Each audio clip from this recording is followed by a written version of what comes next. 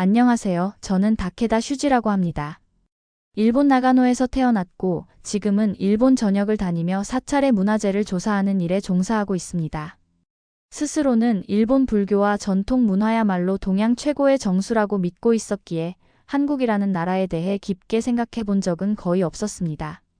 어차피 한국은 언제나 일본을 흉내만 내며 정신승리를 하는 곳이라고 생각했지요. 솔직히 제 주변 동료들도 대체로 저와 같은 인식이었습니다. 그런데 얼마 전 제가 직접 몸으로 겪은 어떤 사건이 저를 완전히 뒤흔들어 놓았습니다. 나가노에서 시작된 이 이상한 여정이 저를 한국까지 이끌고 갔고 거기서 저는 일본이 최고라고 자부하던 편협한 믿음을 송두리째 뒤집히는 경험을 하게 되었습니다. 애청자 여러분, 1초만 소중한 시간 내주시어 좋아요와 구독 부탁드려요. 영상 제작에 큰 힘이 된답니다. 어느 초겨울 아침이었습니다. 하얀 입김이 서리는 차가운 골목을 지날 때 저는 평소처럼 사찰 조사를 위해 나가노의 선광사로 향했습니다. 선광사는 일본 전역에서 사람들이 몰려올 정도로 명성이 자자한 곳이었습니다. 특히 이곳에는 일본 최초라 불리는 어떤 비불이 모셔져 있는데 평상시엔 절대 공개되지 않는 신비로운 불상으로 알려져 있습니다. 비불, 다시 말해 일반인에게 모습을 좀처럼 드러내지 않는 불상이라는 말이지요. 제 일은 주로 문서와 기록, 그리고 오래된 사찰의 보물을 조사해 이를 정리하는 것이었는데 선광사의 비불은 단연 제게도 가장 큰 관심사였습니다. 조사 과정에서 알게 된 흥미로운 사실이 있습니다. 선광사 비불이 한국에서 왔을 수도 있다는 주장 말입니다. 저는 속으로 코웃음 쳤습니다. 아니, 불교를 일본에 퍼뜨린 건 인도나 중국이지 한국은 옆에서 그저 배우고 따라만 했을 테니 별로 중요치 않을 거야. 한국이 뭘 어쨌다고. 저는 이렇게 무시하며 대수롭지 않게 넘겼습니다. 물론 선광사 주지께선 비불은 1500년 전 백제라는 나라의 숨결을 지니고 있다며 간혹 이야기를 해주셨지만 저는 너무나 당연하다는 듯 가볍게 흘려듣곤 했습니다. 그날 선광사 본당에 들어가자 본당 지하로 이어지는 밀실 순례 행렬이 길게 늘어서 있었습니다. 왜 이렇게 많은 이들이 아침부터 몰려드는지 궁금했지만 전 그때까지만 해도 그저 일본에는 얼마나 훌륭한 사찰이 많은가를 스스로 자랑스러워할 뿐이었습니다. 사람들은 어둠 속을 걸어가며 자물쇠를 만지고 마치 부적을 받듯 덕을 쌓으려는 모습이었습니다. 안내문엔 선광사의 비불은 백제 성왕이 일본에 전해준 것이라는 해설이 쓰여 있었습니다. 저는 여기서 백제 성왕이라는 이름을 처음 듣고 조금 호기심이 생겼습니다. 성왕? 백제의 왕이라고? 그 왕이 무언가 대단한 인물이었나? 그날 이후로 수백 년간 간직되어 온 선광사 비불 기록을 살펴보게 되었는데 이상하게도 백제 왕이라는 존재가 자주 등장하더군요. 더 깊이 파고 들어가면 갈수록 아미타 열애 삼존부를 일본에 전해준 왕이 바로 성왕이라는 기사가 몇 군데 문헌에 적혀 있었습니다. 하지만 내심 반신반의했습니다. 일본의 찬란한 불교 문화 중 일부가 한국의 것이라고? 말도 안 돼. 한국은 늘 일본을 뒤따르는 존재일 뿐이잖아. 그렇게 선광사 자료를 정리하던 어느 날 주지가 저를 자신의 방으로 조용히 부르더니 오래전부터 내려오는 기록과 고문서를 보여주겠다고 하였습니다. 그 기록에는 백제 성왕이 일본의 불교를 전하며 많은 기술자와 학자들을 파견했다라는 내용이 구체적으로 남아 있었습니다. 특히 6세기 무렵 일본 조정에서 불교 수용을 두고 격렬한 논쟁이 벌어졌을 때 성왕이 보낸 불교 사절단이 결정적 역할을 했다는 구절이 제 시선을 확 잡아끌었습니다. 저는 문득 의문이 들었습니다. 이 자료가 정말 사실이라면 당시 한국이 무시할 정도로 미약한 곳이 아니었단 말인가? 그런데 제가 더 놀라게 된 부분은 일본학계의 권위자들이 백제 성왕이 보낸 불교 문물을 바탕으로 일본 불교 문화가 크게 꽃피웠다는 주장을 점점 더 많이 제기하고 있다는 사실이었습니다. 저는 사실 처음에는 이건 어디까지나 설이겠지라고 코웃음 쳤지만 막상 옛 문헌과 실제 유적지를 비교해보니 허술한 억측이 아님을 알게 되었습니다. 자존심이 잔뜩 상했습니다. 한국? 게다가 이 백제라는 나라가 그렇게 대단했나? 어쩐지 기분이 묘하네. 하지만 저는 여전히 믿고 싶지 않았습니다. 그래봐야 결국 지금의 한국은 언제나 일본 뒤만 따라다니는 곳 아닌가. 게다가 역사가 어찌 되었든 현재는 일본이 문화기술 경제에서 모두 우세하니 결론적으로 우리의 승리가 맞지 않은가. 저는 어디까지나 이런 방식으로 스스로의 생각을 지키고 싶었습니다. 그때 선광사 주지께서 제게 조용히 말을 건넸습니다. 직접 한국에 가보는 건 어떻겠습니까? 백제 성황과 관련된 유물과 역사 현장을 둘러보면 기록에서 느껴지지 않았던 많은 것을 체감하게 될 겁니다. 솔직히 저는 한국에 갈 마음이 전혀 없었지만 조사 차원에서 한 번쯤 방문해 볼 가치는 있겠다고 판단했습니다. 아직도 제 속마음은 좋아, 한번 가서 한국이라는 나라가 우리 일본과 얼마나 다른가, 별거 없다는 걸 직접 눈으로 확인해 보자 하는 오만한 생각으로 가득 차 있었습니다. 그렇게 저는 부산으로 먼저 입국하여 곧장 공주와 부여를 거쳐 여러 옛 백제의 흔적을 탐사하게 되었습니다. 부산공항에 내리면서 가장 먼저 놀랐던 건 공항시설과 도시의 발전상이었습니다. 저는 솔직히 한국 사람들은 늘 일본에게 배우기만 할 텐데 공항이 이 정도로 깔끔하고 효율적이라고 하며 당혹감을 감추지 못했습니다. 그러나 그래봤자 몇몇 시설만 깔끔한 것 아니겠어라고 애써 무시했습니다. 이어 저는 공주로 향했습니다. 공주 시내를 바라보니 그저 조용한 소도시처럼 보였습니다. 이런 시골 마을에서 무엇을 기대하겠나라고 생각했지만 막상 역사 현장에 들어서자 완전히 다른 세계가 펼쳐졌습니다. 고즈넉한 공산성과 금강이 함께 어우러진 풍경, 그리고 무령왕릉에서 출토된 화려한 금관과 장신구들의 충격을 받았습니다. 이토록 정교하고 섬세한 기술이 과연 6세기 전후에 가능한 일이었나 싶더군요. 안내해주는 한국 학예사는 무령왕릉의 주인인 무령왕이 백제의 중흥을 이끌어 고구려와 맞설 만큼 국력을 키운 이야기, 그리고 그의 뒤를 이은 성왕의 야심찬 계획에 대해 설명했습니다. 제가 일본에서 읽은 문헌과 정확히 들어맞았습니다. 그날 밤 공주의 작은 숙소에 머무르면서 무령왕과 성왕에 대해 자료를 더 찾아보았습니다. 성왕은 아버지 무령왕의 뜻을 이어받아 고구려에 빼앗긴 한강을 되찾고 백제의 영광을 되살리기 위해 부여사비로 천도했고 일본에 적극적인 외교를 펼치며 군사적 지원을 얻어냈다고 합니다. 군사 지원을 얻기 위해 불교 문화를 전해주었다는 대목이 특히 눈길을 끌었습니다. 저는 그 대목에서 솔직히 불편했습니다. 아니, 뭔가 일본 불교의 시초가 백제의 힘이었다고? 이건 명백히 일본 역사를 과소평가하는 거잖아.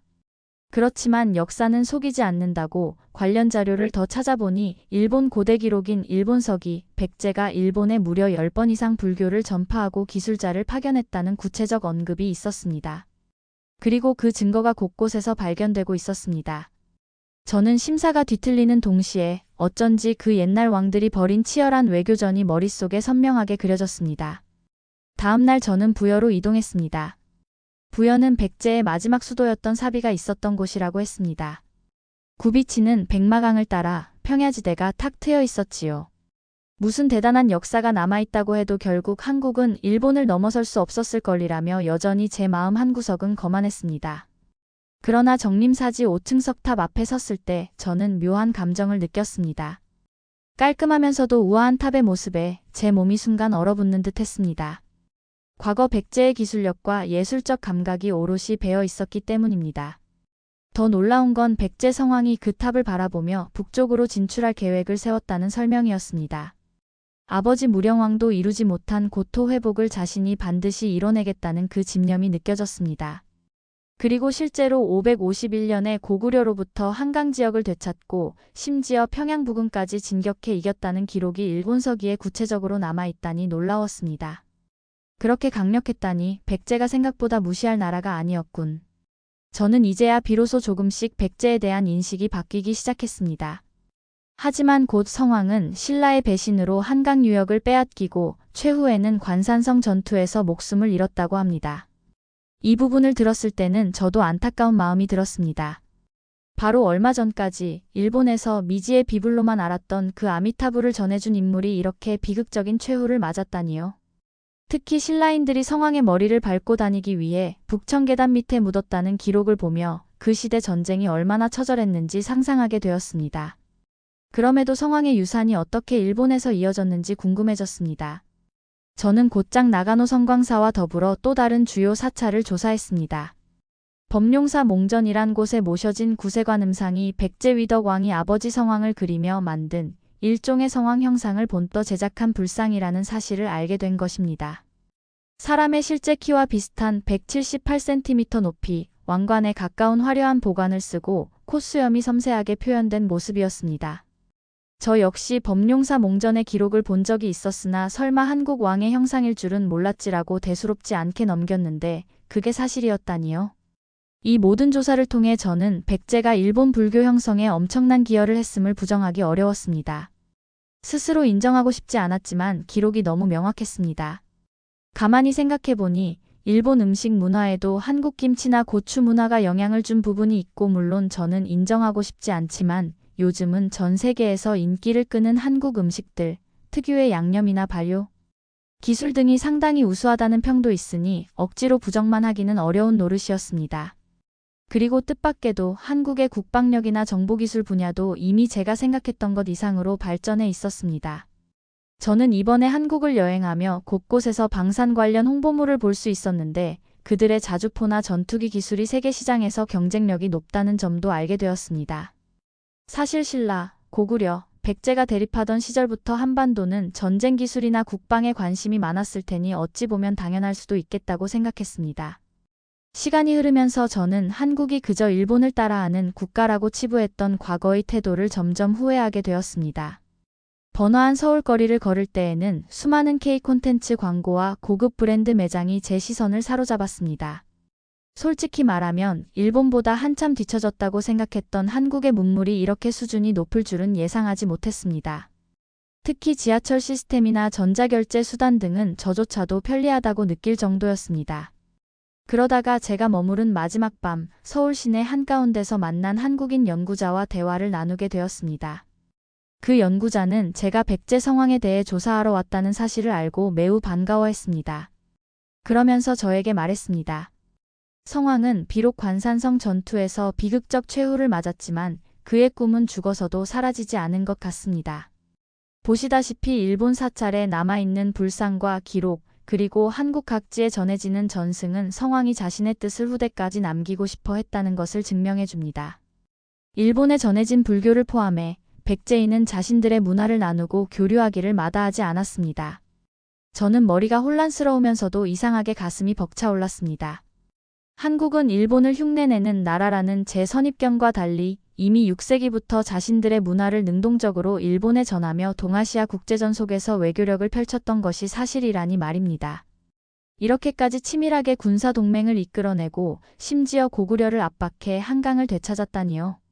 사실 일본의 소가시 세력이 대두하여 일본 정권에 큰 영향력을 행사할 때 그 기반에도 백제 성황의 외교 전략이 있었다고 합니다.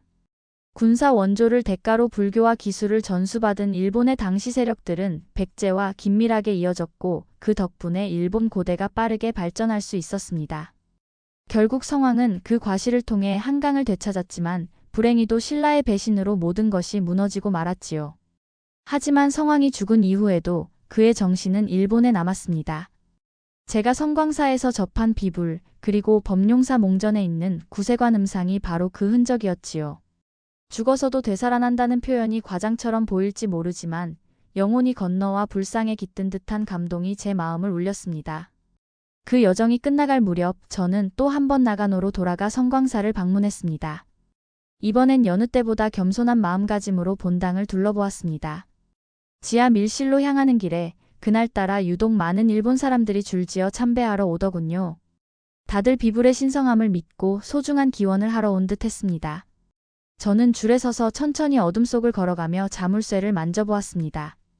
왠지 모르게 제 마음도 정화되는 느낌이 들었습니다. 이 자물쇠 속에 백제 성황의 숨결이 깃들어 있는 걸까? 불쑥 제가 한국에서 본 정림사지 5층 석탑과 능산리 고분이 떠올랐습니다. 백제시대의 유산에서 느꼈던 고고한 아름다움, 그리고 그에 담긴 치열한 역사. 한국인들은 자기들만의 방식으로 역사를 간직하며 자부심을 느끼고 있었습니다. 제가 전에 무시했던 그 한국인의 자부심이 사실은 이런 깊은 뿌리를 가지고 있다는 것을 이제는 알게 되었습니다. 이번 일로 저는 달라졌습니다. 결코 제가 한국이 일본보다 우수하다라고 말할 생각은 없습니다. 여전히 일본은 세계적 경제대국이며 문화적으로도 풍부한 나라라고 생각합니다. 그렇지만 한국 또한 과거부터 지금까지 결코 뒤처진 나라가 아니며 나름의 역사와 문화적 정체성을 굳건히 지켜온 나라라는 사실을 알게 되었습니다. 특히 백제라는 고대 왕국이 일본에 남긴 자취는 제가 감히 무시할 수 없을 정도로 강렬했습니다. 솔직히 말씀드리면 아직도 제 마음 한켠에는 그래도 일본이 좀 더 우위에 있지 않은가라는 자존심이 남아 있습니다.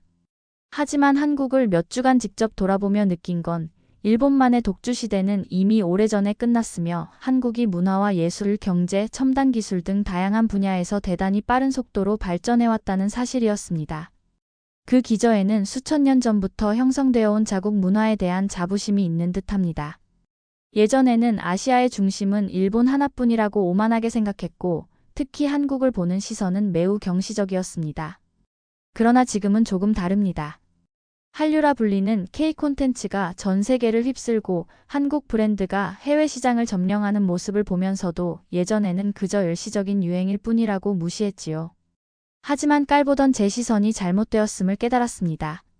이번 조사와 여행을 마치고 돌아온 뒤 나가노에서 만난 지인들에게 백제 성황 이야기를 들려주었습니다. 대부분은 정말 그런 역사적 사실이 있느냐고 놀라워했습니다.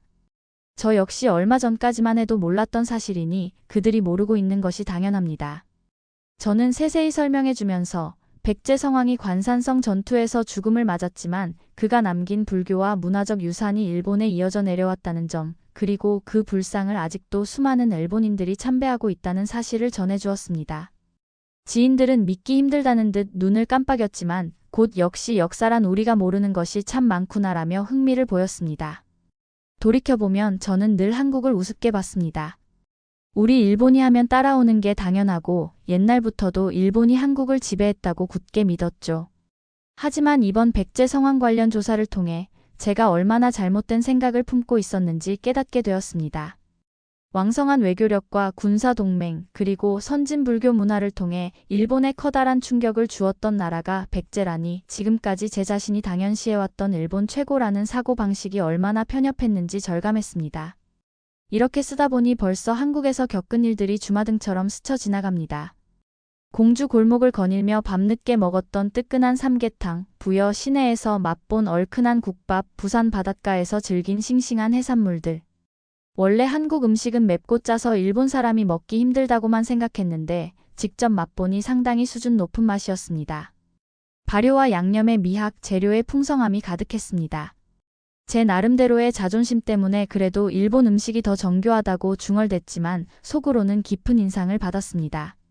저는 이제 새롭게 태어난 기분입니다. 백제의 성황 이야기를 덮어두려 해도 머릿속에 계속 맴돕니다.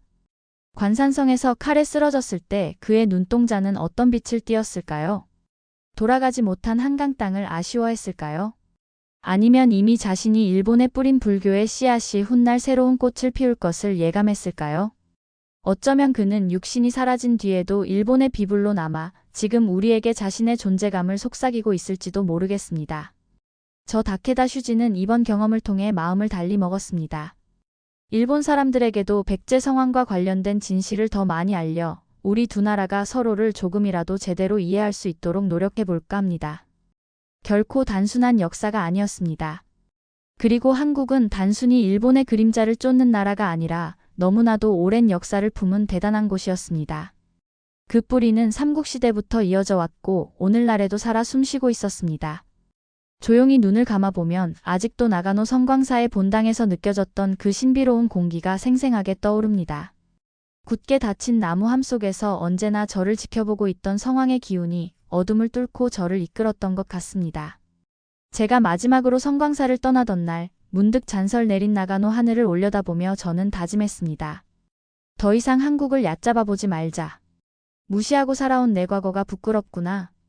결국 세상을 구원하는 비불로 다시 살아난 백제 성황은 언젠가 또 다른 사람을 이끌어 그의 발자취를 조용히 전해주겠지요. 저는 그저 이 이야기를 기록으로 남길 뿐입니다. 그리고 부디 제 기록이 일본과 한국 양국의 사람들이 서로에 대한 편견을 조금이나마 내려놓는 데 도움이 되길 바랄 따름입니다. 이제 저는 이 글을 마치려 합니다. 더 이상 긴 말을 늘어놓지 않아도 이 감동과 충격은 제 가슴 속에 충분히 남아있으니까요. 저 자신도 아직 많은 것을 더 배우고 느끼고 싶습니다. 백제 성황의 흔적을 찾아 때론 한국의 또 다른 지역을 돌고 일본 내 다른 사찰을 돌아다니며 세세한 흔적을 추가로 살피려 합니다.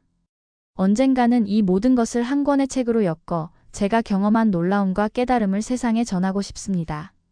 오늘의 사연은 여기까지입니다. 재미있으셨나요? 저 다케다의 이야기가 누군가에게 조금이라도 의미가 있었다면 좋을 것 같습니다. 사연이 좋았다면 구독과 좋아요 부탁드려요. 더 좋은 사연으로 찾아뵙겠습니다. 행복한 하루 되세요.